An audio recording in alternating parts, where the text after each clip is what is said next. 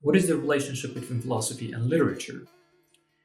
We can approach this question from two perspectives. The first is what we call philosophy of literature, where we bring in philosophical lenses from outside and study literature's nature, truth, and value, trying to understand, trying to discover meaning in the text from a literary piece.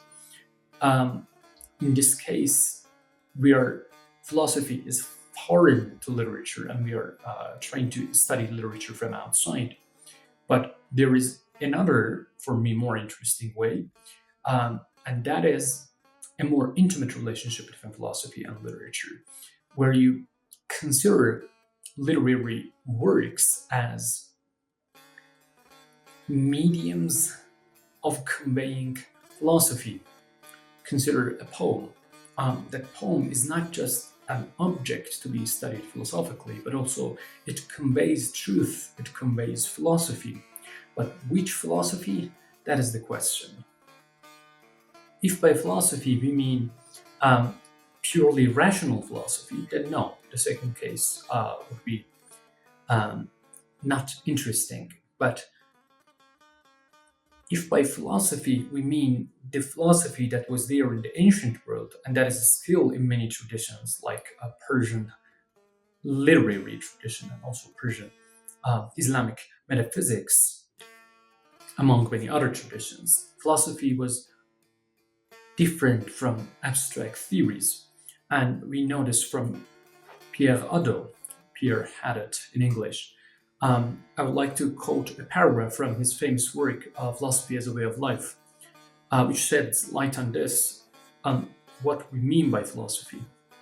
He says, in the ancients' view, philosophy did not consist in teaching an abstract theory, much less in the exegesis of texts, but rather in the art of living. That's a very important point. It's a concrete attitude and determinate lifestyle.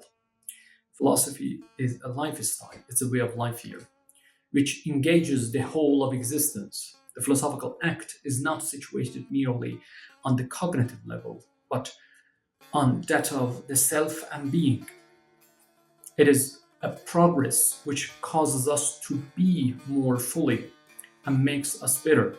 It's a conversation which turns our entire life upside down, engaging the life of the person who goes through it. It raises the individual from an inauthentic condition of life, darkened by unconsciousness and harassed by worry, to an authentic state of life in which the person attains self-consciousness and exact vision of the world, inner peace and freedom. As you can see, in this sense, this is the ancient sense of philosophy that Ado teaches us, brings back to light.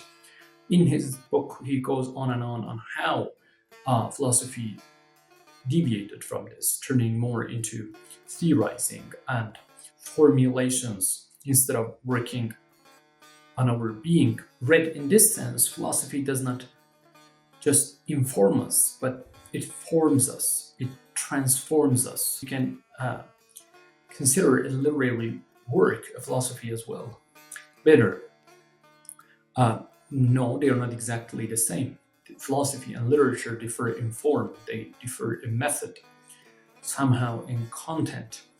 But with this perspective, literature and poetry too is philosophy. And here I would like to quote a beautiful paragraph from Fayz Kashani, the 17th century Persian philosopher poet. Concerning his poetry, he says, I have gathered poetic words so that seekers, lost in the darkness of accumulated veils, may through these impassioned words and tender verses cast the lasso of longing upon their souls, free themselves from the shackles of despair, and taste sips of wine.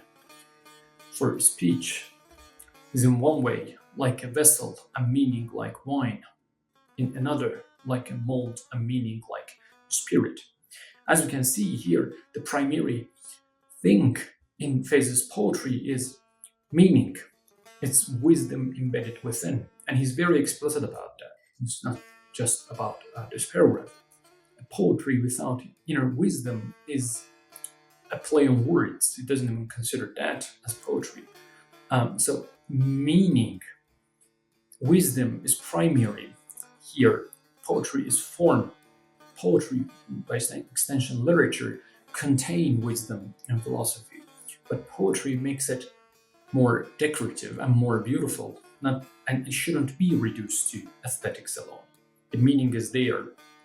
And I would like to quote two couplets from Fayz.